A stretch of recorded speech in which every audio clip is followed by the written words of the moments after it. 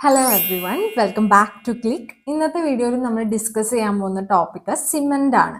അപ്പോൾ നമുക്ക് എല്ലാവർക്കും അറിയുന്ന പോലെ സിമെൻ്റ് എന്ന് പറയുന്നത് ഒരു ബൈൻഡിങ് സബ്സ്റ്റൻസ് ആണ്. അതിന് അഡിസീവ് പ്രോപ്പർട്ടി ഉണ്ട്, കൊഹിസീവ് പ്രോപ്പർട്ടി ഉണ്ട്. സെയിം മോളിക്യൂൾസിനെ മാത്രമല്ല, ഡിഫറെൻറ്റ് ടൈപ്സ് ഓഫ് മോളിക്യൂൾസിനെ ഒരുമിച്ച് ബൈൻഡ് ചെയ്ത് നിർത്താനുള്ള കപ്പാസിറ്റി ഓഫ് സിമെൻറ്റിനെയാണ് ഈ രണ്ട് properties, adhesive and cohesive properties എന്ന് പറയുന്നത്. നമ്മൾ മെയിനായിട്ട് സിമെന്റ് യൂസ് ചെയ്യാറ് സ്റ്റോൺസ്, ബ്രിക്സ് തുടങ്ങിയിട്ടുള്ള മെറ്റീരിയൽസ് ഒക്കെ തമ്മിൽ ബൈൻഡ് ചെയ്യാൻ വേണ്ടിയിട്ടാണ്. മെയിനായിട്ടുള്ള സിമെന്റിന്റെ എസെൻഷ്യൽ കോൺസ്റ്റിറ്റ്യൂവൻസ് കാൽക്കേരിയസ് മെറ്റീരിയലും അർജിലേഷ്യസ് മെറ്റീരിയലാണ്. കാൽക്കേരിയസ് മെറ്റീരിയൽ എന്ന് പറയുമ്പോൾ കാൽഷ്യം കണ്ടെയ്ൻ ചെയ്യുന്ന മെറ്റീരിയൽ എന്നുള്ള രീതിയിലാണ് കാൽക്കേരിയസ് മെറ്റീരിയൽ എന്ന് പറയുന്നത്. അർജിലേഷ്യസ് മെറ്റീരിയലിൽ പിന്നെയും കുറച്ച് ഇൻഗ്രീഡിയൻസ് ഉണ്ട്. അലുമിന, സിലിക്ക, അയൺ ഓക്സൈഡ് എന്നൊക്കെ പറഞ്ഞിട്ടുള്ള മെറ്റീരിയൽസ് വരുന്നുണ്ട്. അത് നമ്മൾ മാനുഫാക്ചറിങ് ഓഫ് സിമെന്റ് പഠിക്കുമ്പോൾ കൂടുതൽ പഠിക്കും. നമുക്ക് ആദ്യം ഏതൊക്കെ ഇൻഗ്രീഡിയൻസ് ആണ് സിമെന്റിൽ ഉള്ളത്, അതിൻ്റെ ഓരോന്നിൻ്റെ റോൾ എന്താണ്, അത് ഡെഫിഷ്യൻ്റ് ആയ എന്ത് സംഭവിക്കും, അത് എക്സസ് ആയ എന്ത് സംഭവിക്കും എന്നുള്ളതൊക്കെ നോക്കാം. അപ്പൊ നമ്മൾ പറഞ്ഞ പോലെ ഫസ്റ്റ് ഇൻഗ്രീഡിയന്റ് ഏറ്റവും കൂടുതൽ മേജറായിട്ട് വരുന്നത് എന്ന് പറയുന്നത് ലൈമാണ്. കാൽസ്യം ഓക്സൈഡ് ആണ്. 60-65% സിമെന്റിൽ വരുന്ന ഒരു ഇൻഗ്രീഡിയന്റ് ആണ് ലൈം എന്ന് പറയുന്നത്. ഈ ലൈമാണ് കാൽഷ്യം സിലിക്കേറ്റും അലുമിനേറ്റും ഒക്കെ ഫോം ചെയ്യാനായിട്ട് ഹെൽപ്പ് ചെയ്യുന്നതും സ്ട്രെങ്ത് കൊടുക്കുന്നതും അതുപോലെ തന്നെ സൗണ്ട്നെസ് എന്ന് പറഞ്ഞിട്ടൊരു പ്രോപ്പർട്ടി കൂടി ഉണ്ട് സിമെന്റിന്റെ കേസിൽ. നമ്മൾ സിമെന്റ് ഒരു സർഫസിൽ അപ്ലൈ ചെയ്തിട്ട് അത് സെറ്റ് ചെയ്ത് കഴിയുമ്പോൾ അതിന്റെ വോള്യത്തിന് ഉണ്ടാവുന്ന ചേഞ്ച് എത്രത്തോളം ഉണ്ട് എന്നുള്ളതാണ് സൗണ്ട്നെസ് കൊണ്ട് ഉദ്ദേശിക്കുന്നത്. അപ്പോൾ നല്ലോണം വോള്യം ചേഞ്ച് വരികയാണെങ്കിൽ ആ സിമെന്റ് അൺസൗണ്ട് ആണ് എന്നാണ് നമ്മൾ പറയാ. അപ്പോൾ സ്ട്രെങ്ത് കൊടുക്കുന്നതും സൗണ്ട്നെസിന്റെ കാര്യം തീരുമാനിക്കുന്നതും ആരാണ്? ഈ ലൈമാണ്. അപ്പോൾ ഒബ്വിയസ്ലി ഡെഫിഷ്യൻസി വന്നു കഴിഞ്ഞു കഴിഞ്ഞാൽ അത് എന്ത് ചെയ്യും? സ്ട്രെങ്ത്തിനെ എഫക്റ്റ് ചെയ്യും, സ്ട്രെങ്ത് റെഡ്യൂസ് ചെയ്യും. അതുപോലെ റാപ്പിഡ് സെറ്റിംഗ് സംഭവിക്കും. അപ്പോൾ പെട്ടെന്ന് സെറ്റായി കഴിയുമ്പോൾ അതിന് വിചാരിച്ചത്ര സ്ട്രെങ്ത് അറ്റൈൻ ചെയ്യാൻ പറ്റണമെന്നില്ല. അതേസമയം എക്സസ് ആയി കഴിഞ്ഞാൽ അത് അൺസൗണ്ട്നെസ്സിന് കാരണമാവും. എന്ന് വെച്ച് കഴിഞ്ഞാൽ നമ്മുടെ വോള്യം ഇൻക്രീസ് ചെയ്യാണ്, അപ്പൊ എക്സ്പാൻഷൻ സംഭവിക്കുന്നു. എക്സ്പാൻഷൻ കാരണം ക്രാക്സ്, ഡിസിൻറ്റഗ്രേഷൻ തുടങ്ങിയിട്ടുള്ള എഫക്ട്സ് ഒക്കെ ഉണ്ടാവാനായിട്ട് ചാൻസസ് ഉണ്ട്. അടുത്ത ഇൻഗ്രീഡിയന്റ് സിലിക്കയാണ്. ലൈം കഴിഞ്ഞ് ഏറ്റവും കൂടുതൽ എമൗണ്ട് അടങ്ങിയിട്ടുള്ള നെക്സ്റ്റ് ഇൻഗ്രീഡിയന്റ് എന്ന് പറയുന്നത് സിലിക്കയാണ്. സിലിക്ക 17-25% സിലിക്ക ഉണ്ട് സിമെന്റിൽ. ഡൈകാൽഷ്യം ആൻഡ് ട്രൈകാൽഷ്യം സിലിക്കേറ്റിന്റെ ഫോർമേഷൻസിന് കോൺട്രിബ്യൂട്ട് ചെയ്യുന്നത് ഈ സിലിക്കയാണ്. അതുപോലെ തന്നെ അത് സ്ട്രെങ്ത് എൻഹാൻസ് ചെയ്യാനുണ്ട്. അപ്പൊ ഡെഫിഷ്യൻസി എന്തിന് കാരണമാവും? ഒബ്വിയസ്ലി സ്ട്രെങ്ത് കുറയും. അതേസമയം എക്സസ് ആയി കഴിഞ്ഞു കഴിഞ്ഞാൽ സ്ട്രെങ്ത് കൂടും, പക്ഷെ പ്രശ്നം എന്താണെന്ന് വെച്ച് കഴിഞ്ഞാൽ സെറ്റിംഗ് ടൈമും കൂടും. അടുത്ത ഇൻഗ്രീഡിയന്റ് ആണ് അലുമിന. ഏകദേശം വരുന്നത് 3-8% അലുമിനയാണ് വരുന്നത്. അത് ക്ലിങ്കറിങ് ടെമ്പറേച്ചർ ലോവർ ചെയ്യും. സിമെന്റിനെ ഹോമോജീനിയസ് മിക്സ്ചർ ആക്കിയതിന് ശേഷം ഹൈ ടെമ്പറേച്ചറിൽ മിക്സ് ചെയ്തുകൊണ്ടിരിക്കുമ്പോൾ ഫോം ചെയ്യുന്ന ബോൾ ഷേപ്ഡ് ആയിട്ടുള്ള സ്ട്രക്ചേഴ്സിനെയാണ് നമ്മൾ ക്ലിങ്കേഴ്സ് എന്ന് വിളിക്കുന്നത്. അതിന് യൂസ് ചെയ്യേണ്ട ടെമ്പറേച്ചർ ലോവർ ചെയ്യുന്നതാണ് അലുമിന എന്ന് പറയുന്നത്. അതുപോലെ തന്നെ ക്വിക്ക് സെറ്റിംഗ് പ്രോപ്പർട്ടീസും ഇമ്പാർട്ട് ചെയ്യും. സെറ്റിംഗ് പ്രോസസ്സ് സ്ലോ ഡൗൺ ചെയ്യുന്നതാണ് അതിന്റെ ഡെഫിഷ്യൻസി കാരണം ഉണ്ടാകുന്ന പ്രശ്നം. അത് എക്സസ് ആയി കഴിഞ്ഞു കഴിഞ്ഞാൽ നമ്മുടെ സെറ്റിംഗ് പ്രോസസ്സ് വേഗം നടക്കും, പക്ഷേ അതിന്റെ സ്ട്രെങ്ത്തിനെ അത് എഫക്ട് ചെയ്യും. അപ്പോൾ സിമെന്റിനെ വീക്കൻ ചെയ്യും. അടുത്തൊരു ഇൻഗ്രീഡിയന്റ് ആണ് മഗ്നീഷ്യ. മഗ്നീഷ്യയുടെ കേസിൽ 1-3% മാത്രമേ മഗ്നീഷ്യ ഉള്ളൂ സിമെന്റിൽ. അതും സ്ട്രെങ്ത്തിനെയും ഹാർഡ്നെസ്സിനെയാണ് ഇമ്പാക്ട് ചെയ്യുന്നത്. ഡെഫിഷ്യൻ്റ് ആയി കഴിഞ്ഞു കഴിഞ്ഞാൽ കോംപ്രമൈസ്ഡ് ആവും സ്ട്രെങ്ത്. അതുപോലെ തന്നെയാണ് എക്സസ് ആയി കഴിഞ്ഞു കഴിഞ്ഞാലും സ്ട്രെങ്ത്തിനെ റെഡ്യൂസ് ചെയ്യാണ് ചെയ്യുന്നത്. നെക്സ്റ്റ് ഇൻഗ്രീഡിയൻ്റ് ആണ് നമുക്ക് സിമെന്റിന് കളറ് നൽകുന്നത് iron oxide, Fe2O3. Iron oxide ഏകദേശം 0.5-6% അയൺ ഓക്സൈഡ് ഉണ്ടായിരിക്കും. ഇതാണ് കളർ ഇമ്പാർട്ട് ചെയ്യുന്നത്. സിമെന്റിന്റെ ഒരു ഗ്രേയിഷ് കളർ കൊടുക്കുന്നത് ഇതാണ്. ഫോർമേഷൻ ഓഫ് ട്രൈകാൽഷ്യം അലുമിനോഫെറേറ്റിന് ഹെൽപ്പ് ചെയ്യുകയും ചെയ്യും. അതുകൊണ്ട് തന്നെ അത് ഹാർഡ്നെസ്സിന് കോൺട്രിബ്യൂട്ട് ചെയ്യുന്നുണ്ട്. ഡെഫിഷ്യൻസി സംഭവിച്ചു കഴിഞ്ഞ് കഴിഞ്ഞാൽ അതിന്റെ കളറിനെ എഫക്ട് ചെയ്യും, അതുപോലെ സ്ട്രെങ്ത്തിനെയും എഫക്ട് ചെയ്യും. എക്സസ് ആയി കഴിഞ്ഞാലും അതിന്റെ കളറിന് ചേഞ്ചസ് വരാവുന്നതാണ്. സ്ട്രെങ്ത് പ്രോപ്പർട്ടീസിലും വേരിയേഷൻസ് വരാവുന്നതാണ്. പിന്നെ ചെറിയ എമൗണ്ടിൽ കാണുന്ന അടുത്തൊരു ഇൻഗ്രീഡിയൻ്റ് ആണ് കാൽഷ്യം സൾഫേറ്റ് എന്ന് പറയുന്നത്. സെറ്റിംഗ് ടൈം റെഗുലേറ്റ് ചെയ്യാനായിട്ട് ഹെൽപ്പ് ചെയ്യുന്ന ഒരു ഇൻഗ്രീഡിയൻ്റ് ആണ്. വാട്ടർ ആഡ് ചെയ്യുന്ന ഹൈഡ്രേഷൻ പ്രോസസ്സ് അത് സ്ലോ ഡൗൺ ചെയ്ത് കൊടുത്തിട്ടാണ് നമ്മുടെ സെറ്റിംഗ് ടൈം ഇത് റെഗുലേറ്റ് ചെയ്യുന്നത്. ഡെഫിഷ്യൻസി വന്നാൽ അപ്പോൾ എന്താ ഉണ്ടാവുക, പെട്ടെന്ന് സെറ്റ് ആവും, ഫ്ലാഷ് സെറ്റിങ്ങിന് കാരണമാവും. അതായത് റാപ്പിഡ് ആയിട്ട് പെട്ടെന്ന് ഹാർഡൻ ചെയ്യും. എക്സസ് അളവിലാണ് ഈ കാൽഷ്യം സൾഫേറ്റ് വരുന്നത് വെച്ചാൽ വീണ്ടും സ്ലോ ഡൗൺ ചെയ്യും സെറ്റിങ്ങിന്. അടുത്ത ഇൻഗ്രീഡിയൻ്റ് എന്ന് പറയുന്നത് സൾഫർ ട്രയോക്സൈഡ് ആണ്. സൾഫർ ട്രയോക്സൈഡ് 1 to 3% മാത്രമേ ഉള്ളൂ. ഇത് കാൽഷ്യം സൾഫോ അലുമിനേറ്റ്സിന്റെ ഫോർമേഷന് കോൺട്രിബ്യൂട്ട് ചെയ്യുന്നതാണ്. അതുപോലെ തന്നെ സ്ട്രെങ്തിനെയും സെറ്റിങ്ങിനെയാണ് അഫക്റ്റ് ചെയ്യുന്നത്. ഡെഫിഷ്യൻസി ഉണ്ടായി കഴിഞ്ഞു കഴിഞ്ഞാൽ അൺസൗണ്ട്നെസ്സിന് കാരണമാവും. എക്സസ് ആയി കഴിഞ്ഞു കഴിഞ്ഞാൽ അതും അൺസൗണ്ട്നെസ്സിന് കാരണമാവും. ഇനി ലാസ്റ്റ് ഇൻഗ്രീഡിയൻ്റ് എന്ന് പറയുന്നത് നമ്മുടെ സോൾട്ട്സ് ആണ്. ആൽക്കലീസ്, അതായത് സോഡിയത്തിൻ്റെയും പൊട്ടാസ്യത്തിൻ്റെയും ഒക്കെ ഓക്സൈഡ് റേറ്റ് ഓഫ് ഹൈഡ്രേഷനെ എഫക്റ്റ് ചെയ്യും. അതുപോലെ തന്നെ എഫ്ലോറസെൻസ്, അതായത് ഒരു വെള്ള പാളി പോലെ സെപ്പറേറ്റ് കളറായിട്ട് സോൾട്ട്സിന്റെ പ്രസൻസ് കാണിക്കുന്ന തരത്തിൽ സിമെന്റ് സെറ്റ് ആയി കഴിയുമ്പോൾ കാണും. അതിനെയാണ് നമ്മൾ എഫ്ലോറസെൻസ് എന്ന് പറയുന്നത്. 0 to 1% മാത്രമേ ആൽക്കലീസ് ഉള്ളൂ. അപ്പൊ ഡെഫിഷ്യന്റ് ആണെങ്കിൽ മിനിമം ഇമ്പാക്റ്റ് മാത്രമേ ഉള്ളൂ, വലിയ രീതിയിൽ അതിനെ എഫക്ട് ചെയ്യുന്നില്ല. എക്സസ് ആയി കഴിഞ്ഞു കഴിഞ്ഞാൽ എഫ്ലോറസെൻസ് ഉണ്ടാവും.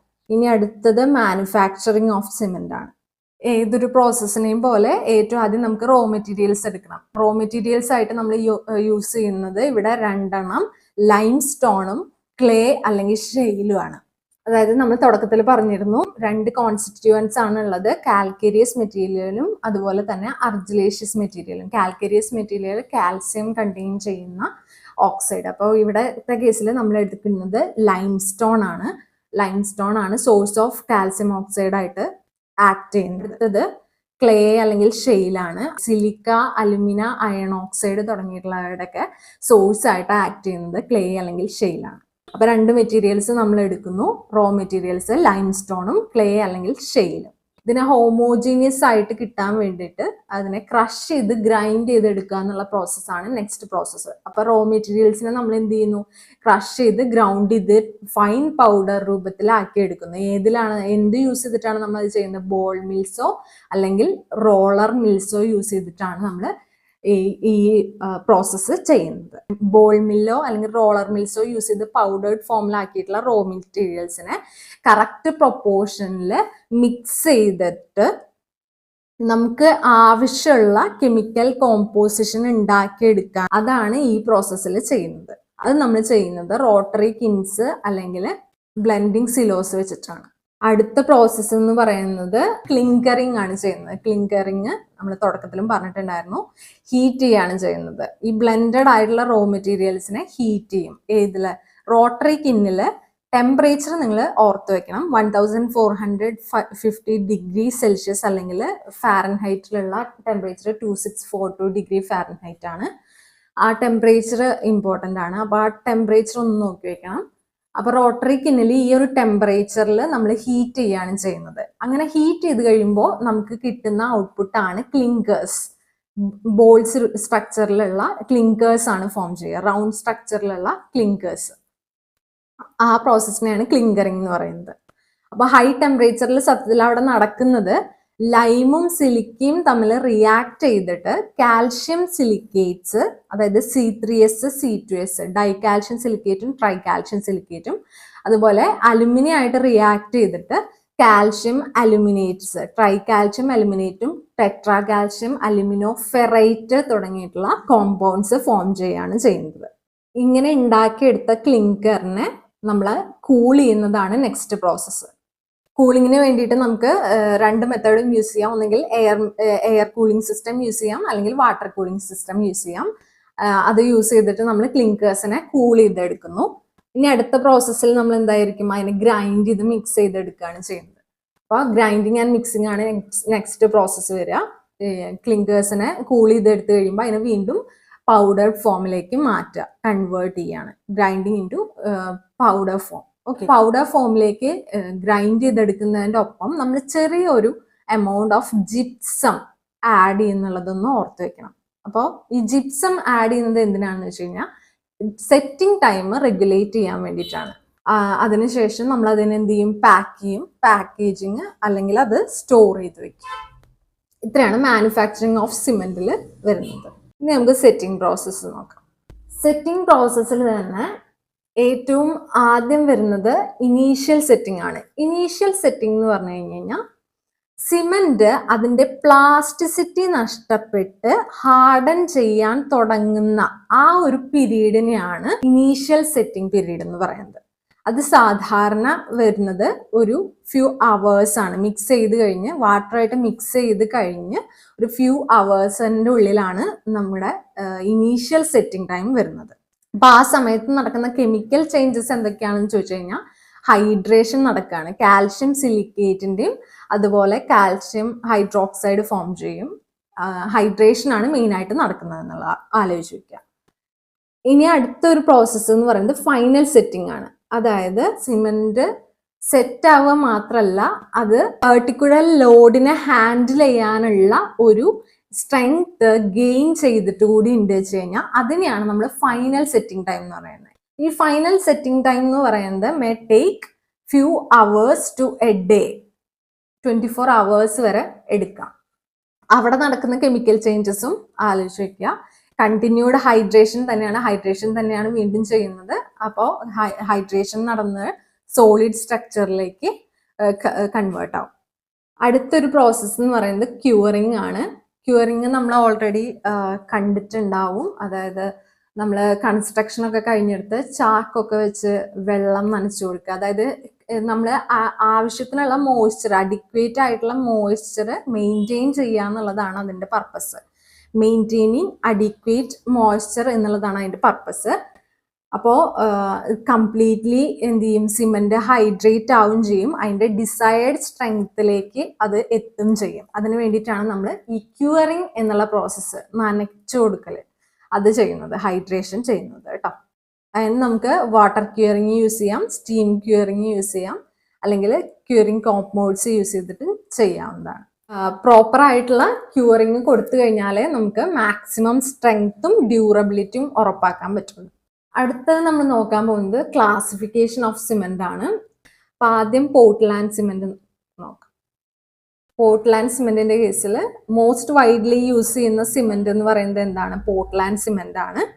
ഇതെങ്ങനെയാണ് ഉണ്ടാക്കണമെന്ന് വെച്ച് കഴിഞ്ഞാൽ mixture of calcareous and argillaceous മെറ്റീരിയൽസിനെ കാൽസിനിങ് ചെയ്തിട്ടാണ് എന്തുണ്ടാക്കുന്നത്? പോർട്ട്ലാൻഡ് സിമെന്റ് ഉണ്ടാക്കുന്നത്. നമ്മൾ മാനുഫാക്ചറിങ് ഓഫ് സിമെന്റിൽ കണ്ട പോലെ തന്നെ. ഇൻഗ്രീഡിയൻസ് എന്ന് പറയുന്നത് വരുന്നത് കാൽഷ്യം സിലിക്കേറ്റ്സും അലുമിനേറ്റ്സും ആണ്. ഇനി അതിന്റെ പ്രോപ്പർട്ടീസ് ഹൈ സ്ട്രെങ്ത് ഉണ്ട്, reliable setting time, versatile for all construction types. Applications ആയിട്ട് വരുന്നത് നമ്മൾ മെയിൻ ആയിട്ട് building construction, bridge construction, payment construction തുടങ്ങിയിട്ടുള്ള കൺസ്ട്രക്ഷൻ വർക്കുകളിലാണ് നമ്മൾ ഏറ്റവും കൂടുതൽ പോർട്ട്ലാൻഡ് സിമെന്റ് യൂസ് ചെയ്യുന്നത്. ഇനി അടുത്ത ടൈപ്പ് ഓഫ് സിമെന്റ് ആണ് നാച്ചുറൽ സിമെന്റ്. പേര് സൂചിപ്പിക്കുന്ന പോലെ തന്നെ നാച്ചുറലി ഒക്കറിങ് ലൈം സ്റ്റോണിനെ ഹൈ ടെമ്പറേച്ചറിൽ കാൽസിനിങ് ചെയ്തെടുക്കുന്നതാണ് എങ്കിലാണ് നമുക്ക് കിട്ടുന്ന സിമെന്റിന് നമ്മൾ നാച്ചുറൽ സിമെന്റ് എന്ന് പറയാം. അതിലും എന്താണ്, കാൽഷ്യം സിലിക്കേറ്റ്സും ഉണ്ടാവും, അലുമിനേറ്റ്സും ഉണ്ടാവും കാൽസിനേഷന്റെ സമയത്ത്. നേരത്തെ പോലെ തന്നെ ഇൻഗ്രീഡിയൻസ്. പ്രോപ്പർട്ടീസ് ക്വിക്ക് സെറ്റിംഗ് എന്ന് പറയുന്നത് അത് ഇമ്പോർട്ടൻ്റ് ആയിട്ടുള്ള ഒരു പ്രോപ്പർട്ടിയാണ് നാച്ചുറൽ സിമെന്റിന്റെ. കാരണം നമ്മൾ ഡാമിന്റെ ഒക്കെ കൺസ്ട്രക്ഷൻ വരുമ്പോൾ പെട്ടെന്ന് അത് സെറ്റായി കിട്ടണം. അപ്പോൾ ക്വിക്ക് സെറ്റിംഗ് പ്രോപ്പർട്ടി ഉള്ളതാണ് നാച്ചുറൽ സിമെന്റ് എന്ന് പറയുന്നത്. അടുത്തത് പൊസലാന സിമെന്റ് ആണ്. പൊസലാന സിമെന്റില് നാച്ചുറൽ പൊസലാന, അതായത് വോൾക്കാനിക് ആഷ് ഓർ ക്ലേനെയാണ് നമ്മൾ എന്ത് പറയുന്നത്? പൊസലാന എന്ന് പറയുന്നത്. ആ പൊസലാനനെ നമ്മൾ ലൈമുമായിട്ട് മിക്സ് ചെയ്തിട്ടാണ് എന്തുണ്ടാക്കുന്നത്? പൊസലാന സിമെന്റ് ഉണ്ടാക്കുന്നത്. അതിന്റെ മെയിൻ പ്രോപ്പർട്ടീസ് എന്ന് പറയുന്നത് സ്ലോ ആണ്, സെറ്റിംഗ് ടൈം സ്ലോ ആണ്.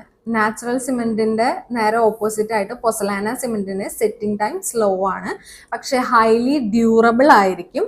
കെമിക്കൽ അറ്റാക്സിന് റെസിസ്റ്റ് ചെയ്യാനുള്ള കാപ്പബിലിറ്റി ഉണ്ട്. ഇത് നമ്മൾ മെയിൻ ആയിട്ട് യൂസ് ചെയ്യുന്നത് മറൈൻ സ്ട്രക്ചേഴ്സിലും സീവേജ് വർക്ക്സിൽ അതുപോലെ മാസ് കോൺക്രീറ്റ് വർക്ക്സിലൊക്കെയാണ് പൊസലാന സിമെന്റ് യൂസ് ചെയ്യുന്നത്. ലാസ്റ്റ് ടൈപ്പ് ഓഫ് സിമെന്റ് എന്ന് പറയുന്നത് സ്ലാഗ് സിമെന്റ് ആണ്. സ്ലാഗ് സിമെന്റ് എങ്ങനെയാണ് ഉണ്ടാക്കണേന്ന് നോക്കാം.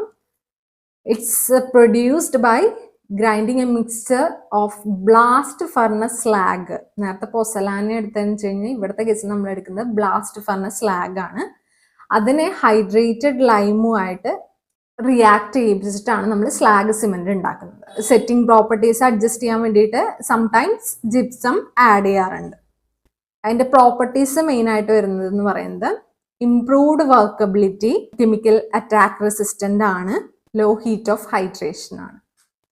അത് നമ്മൾ യൂസ് ചെയ്യുന്നത് foundations, marine structures, mass concrete വർക്ക്സിലൊക്കെ തന്നെയാണ് സ്ലാഗ് സിമെന്റും നമ്മൾ യൂസ് ചെയ്യുന്നത്. അപ്പൊ ഇത്രയാണ് സിമെന്റിന്റെ കേസിൽ നമുക്ക് മെയിൻ ആയിട്ട് നോക്കാനുള്ള ടോപ്പിക്സ്. വീഡിയോ കുറച്ചെങ്കിലും ഹെൽപ്ഫുൾ ആയി തോന്നുകയാണെങ്കിൽ ലൈക്ക് ചെയ്യുക, ഫ്രണ്ട്സിന് ഷെയർ ചെയ്യുക. അതുപോലെ എന്തെങ്കിലും സംശയങ്ങൾ നിങ്ങൾക്ക് തോന്നുന്നുണ്ടെങ്കിൽ അത് കമന്റ് ബോക്സിൽ ഇടാൻ മറക്കരുത്. അതുപോലെ തന്നെ ചാനൽ സബ്സ്ക്രൈബ് ചെയ്യുക. അപ്പോൾ പുതിയൊരു വീഡിയോ ആയിട്ട് വീണ്ടും കാണാം. Bye for now.